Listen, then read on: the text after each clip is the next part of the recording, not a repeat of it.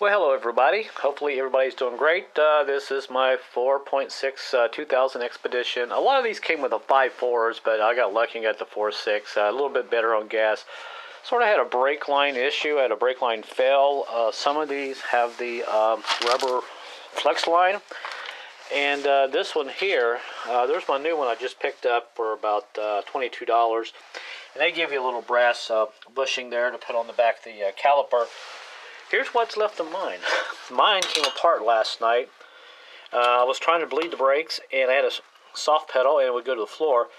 And it turns out, apparently, this guy over here was bad, and here's the other end of it there. You can see it's pulled completely out of the crimped housing.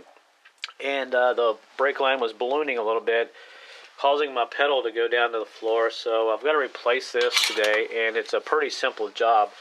I don't think we'll need much more than a socket. We're going to need a brake line wrench, which I have laying here. I'll show you in a second. And we're going to have to take it off right here on the back of the caliper. And I do believe that's a 14 millimeter bolt. So at this point, I'll go ahead and take that off. But I just wanted to show you. These do go bad. The first one I've had in a while go bad. But when you have a vehicle that has a lot of rust on it, you can see it. You put a lot of pressure on the brakes, and this line has a lot of pressure on it, and they do just kind of pull out of their socket, the shell or whatever, and come apart. Nasty looking. So we're going to replace this, and it's pretty simple. I've got no brake fluid in the system right now, and first thing I'm going to do is go ahead and take this bolt out right there. I'll probably just loosen it up, but the first thing I want to do is go ahead and break this guy. Let's see, where's my light? There. Get this brake line broke loose. Sometimes these are a little kind of a pain in the butt to do, but we'll break that loose first. All right, there's my 3/8 brake line wrench got on there. These guys are great to have. There's 3/8 and 7/16. Actually, I've got the the 7/16 end on. And sometimes you have to put a lot of pressure on it, break loose. But just kind of break this bolt loose first if it's going to come out, but leave it kind of tight so you can break this off. There we go. Okay, that's broke loose, which is a good thing. Sometimes you got to heat these a little bit to get them to come loose, but luckily I don't on this one. And then we're going to take this bolt out there. So let me go ahead and break that loose. Let's set the camera down. All right, now we got that just about out all the way. We'll take this apart. All right, going to move that off the side. And now we'll go ahead and take out our bolt. This is 10 millimeter. Go ahead and take this guy out. And we'll free up our line here. We got a couple of clips here that's kind of holding it. We'll just kind of pull it apart. It's actually all sitting right here. It's off. Get the light on it. There's the old one. Kind of nasty looking. And the only other thing I gotta do is go ahead and just break this bolt loose there off on the back of the caliper. If I can find it there with my finger. Right there. Break that loose, and we'll go ahead and stick the new one on. Alright, now we'll go ahead and tighten this guy up here. Put the 10 millimeter bolt back in. We'll tighten that down. Okay, that is tight.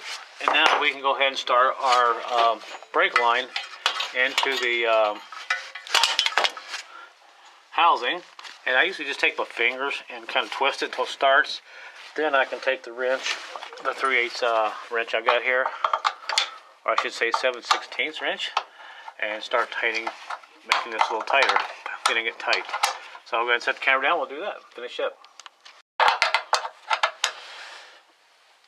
All right, we got that tight. It's always important to tighten this nut on the frame first. That way, when you tighten this brake line up, it gives you lots of leverage, and you can get your wrench in there and turn it. It makes it nice and snug. And now all we got to do is go ahead and run this line down behind the axle here and run it around to the front of the caliper, and we'll go ahead and bolt this on right there. I think you can see that. We are going to go ahead and pull this nut off the back of the caliper, the housing. Oh boy, it's in there tight. Okay, there we go. Sorry about the noises. It's Monday. Let's hopefully everything will go right. And we'll just kind of chuck it off to the side. You'll have a little fluid dripping out but at this point it doesn't matter because I want to replace it with new fluid. And there's the old, right there you can see the old brass bushing. Put a new one in, and they give you a new one with the new line. There we go. And we'll stick this on, and we'll go ahead.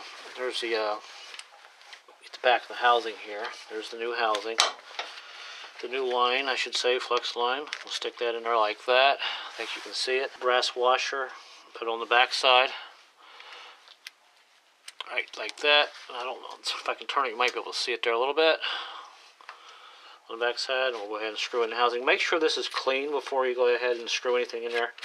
Make sure there's no dirt in the back of this caliper before you bolt on the new one, the new hose. And we'll go ahead and start this with your fingers. Make sure it's going to go straight, because it's easy to cross thread these. And once it starts, then we can use our socket and go ahead and tighten it down.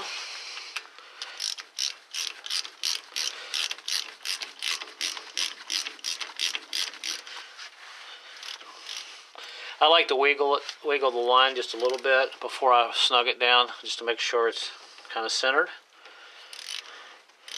And it's on, and I'm going to just torque it down to about 25-30 pounds.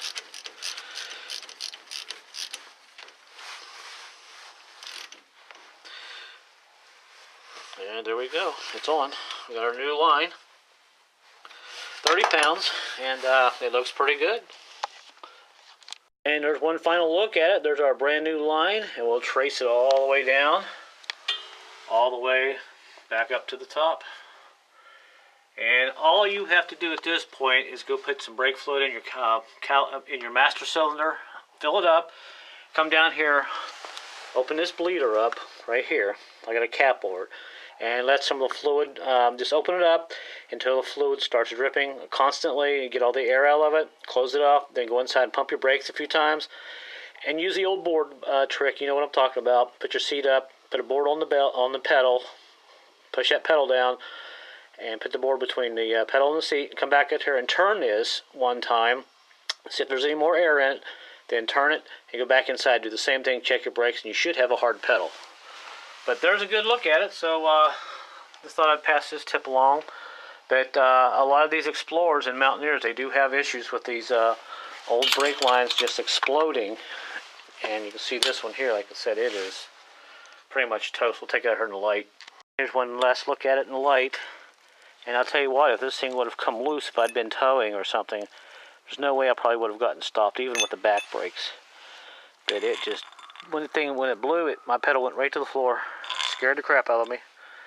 So you can get both of these on eBay for $40, I believe, $40 or $45, free shipping. So it might be a good time just to change both of them.